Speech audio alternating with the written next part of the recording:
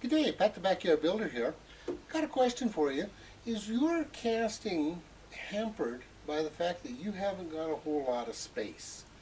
Have you got a small warehouse and you can't really do a whole lot of casting, or a small place in the backyard that kind of limits your production? I've got that problem too. See, my casting area is only about 10 feet by about 17 feet, which is maybe about the size of the average living room.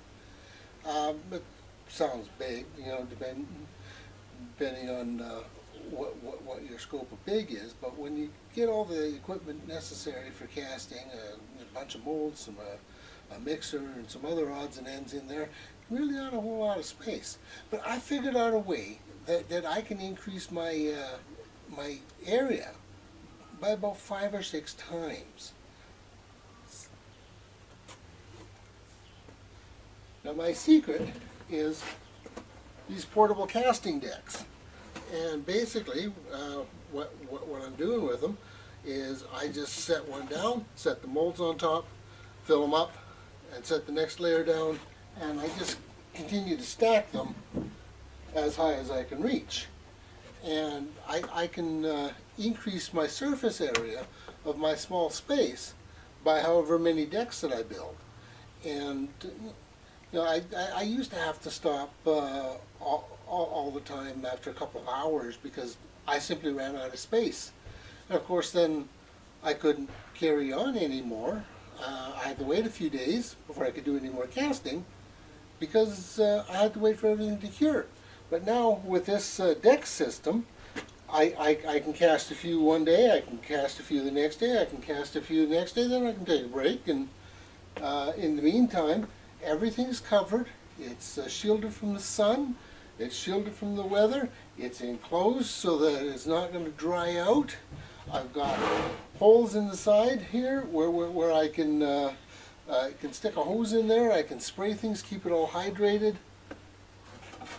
And they're light enough, small enough that I can move them quite easily, and I can put several together to make a bigger casting area. So if you're stumped on a way of increasing your casting area space, stay tuned. You're going to like this project.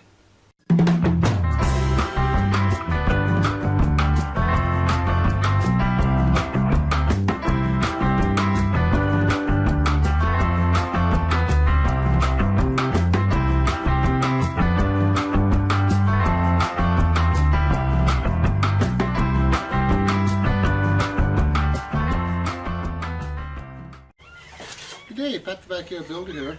Well, we're just cutting up some wood here for my latest project here. I finally got around to working in the backyard here.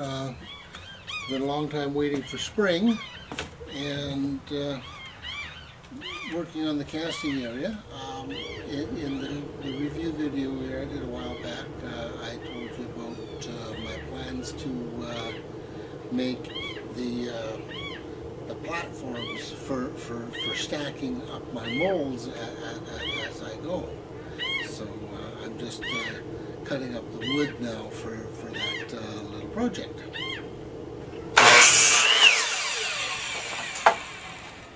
Got my little stack of lumber on the ground here that I'm going to be using, and it's quite the little pile of lumber. So these 2x2s are actually going to be used for part of a peg stacking system, and I've got them cut at exactly 25 5/8. Now the reason for that is so that I can cut them into quarters, and it allows for the saw kerfs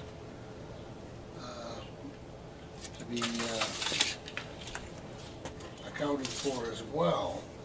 I need the pegs to actually be 6 1/4 inch, and if you allow for your 1/8 inch for your saw kerf, you need to add 3/8 on the length. And what we're going to do, we're going to take this piece here, and we're actually, because we need so many pegs, we're just going to actually gang cut this thing. actually need a couple dozen pegs, and this is a real quick, easy way to do things. So I'm just marking it off here, and like so. I've already previously taken some 2x2s here and split them up, so we're just gonna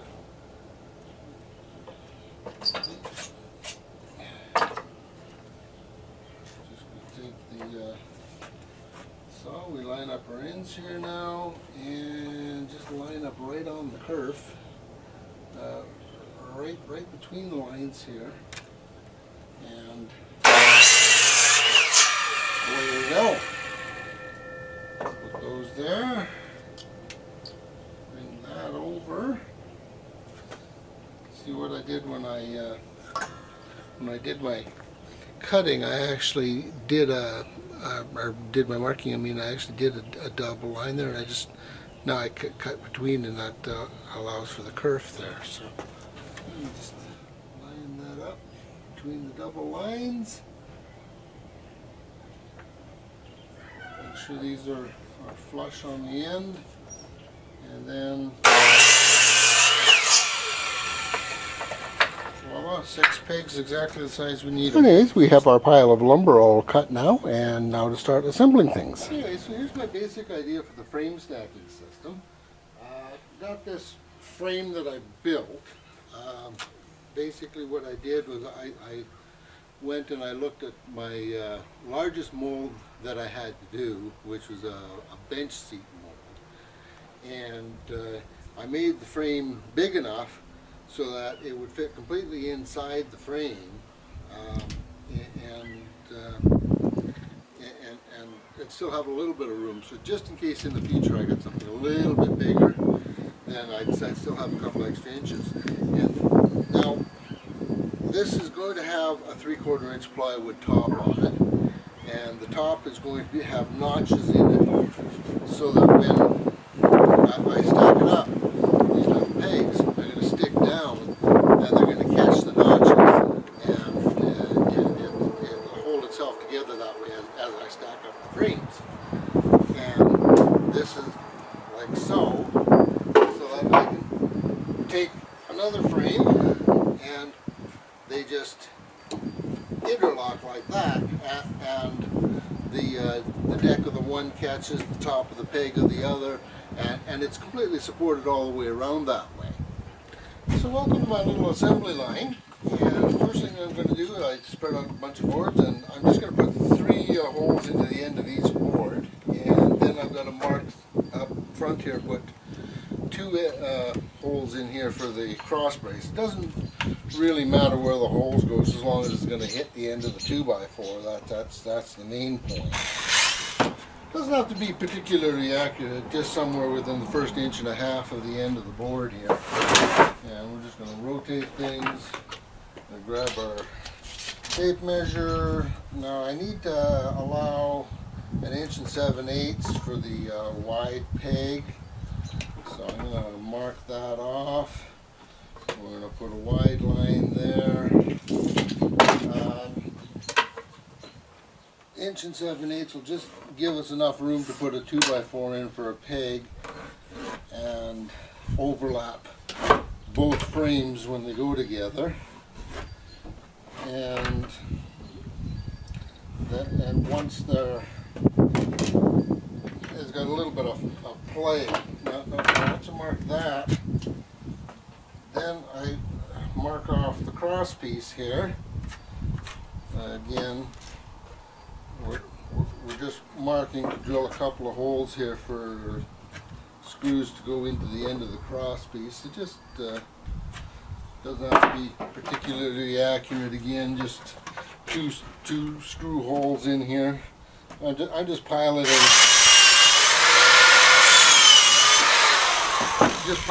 so I don't split the wood. It's especially helpful near the end of the boards because you can split your wood if you're not careful and you get too close. Okay, so now I've got all my pieces pre-drilled here. I've got 3 holes at the end, and then up here I've got 2 holes pre-drilled for each of the cross braces. And we're going to start assembling these things now, and yes, it's really quite a simple task. You just I've got my center board here, or my end board here, I guess, and I'm just going to take a little bit of glue and put it on the end there, and we're just going to take a piece and just butt it up square. We're going to make sure we're level top and bottom, and we're just going to take some deck screws. I've got 3.5-inch deck screws. We're just going to put one in here right into the end.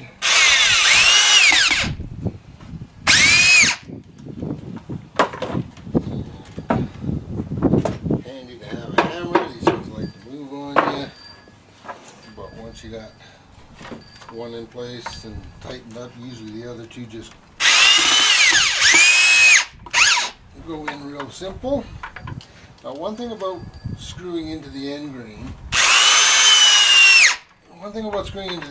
here is you're not going to want to over tighten it, because you're not going across the grain but into the grain, and the screws tend to strip out really easy that way. So you're going to watch that you don't over tighten things. Now, because you got the two holes pre-drilled here, I have to take a little bit of care so that when you put the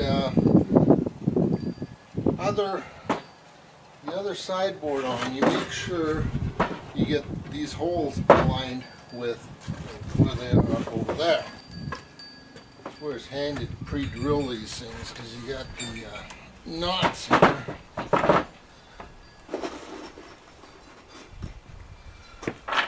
Okay, so now we take our cross piece, a little bit of glue, and just line up with our line here that we made earlier on the inside.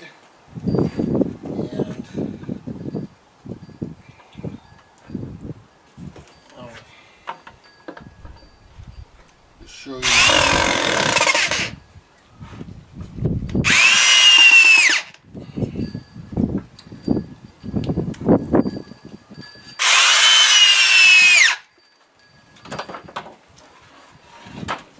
Okay, we just line up with our line that we'd made earlier on the inside here. Okay, because what's going to happen later here is we're going to put the peg in here, and that's going to stick out 3/4 of an inch over the end here.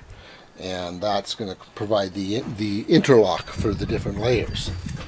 Okay, so once you get the two sides attached to the back, you'll be at the stage here, and now because we marked everything on one side of the boards, and of course we have to flip the one board over to make sure that that our holes line up top and bottom.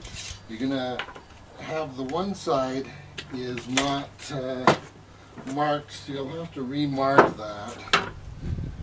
Little minor inconvenience, no big deal though. And basically what we're going to do here now, we're going to install this centerpiece, and that'll just pull the whole frame together. So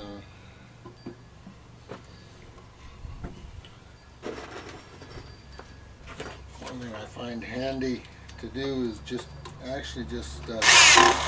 pilot these just a touch. That's another reason it's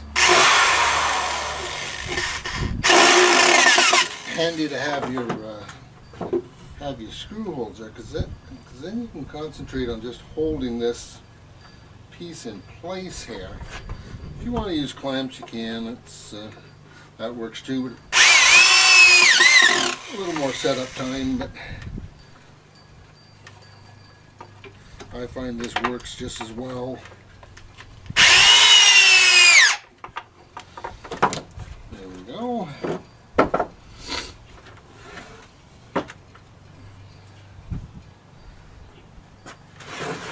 And once again, it's just easier to pilot these things.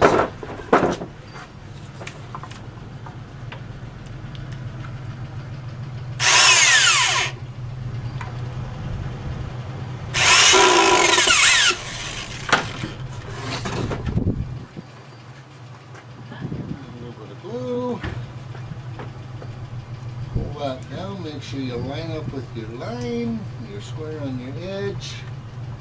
Just pull that down. A bar clamp is handy at this point. And away we go. Yeah, we'll put that aside for now, and we'll put the pegs in afterward. Okay, so as I was saying, you're going to want to make sure that you've got enough clearance around the biggest item that you need to do. Now, I'm making some different frames here. These ones are going to be a little deeper. I'm making these ones out of 2x8, so that I've got the clearance over top of the frames for bench legs. And yeah, because I still need to have my support and everything in here. These ones are going to be about 20 inches deep and about 3 feet wide. So I just need to make sure that I've got clearance all around. Again, the biggest object that you're going to be doing, and I also make sure that just a little extra room, just in case I do happen to get another mold in the future that's slightly bigger. So anyways, we've managed to build ourselves a number of frames here. I think I've got about 30 of the small ones and about a dozen of the large frames. And the next step now is going to be to put the decks on top and start milling things like handles and stuff like that. So anyways, on with our project.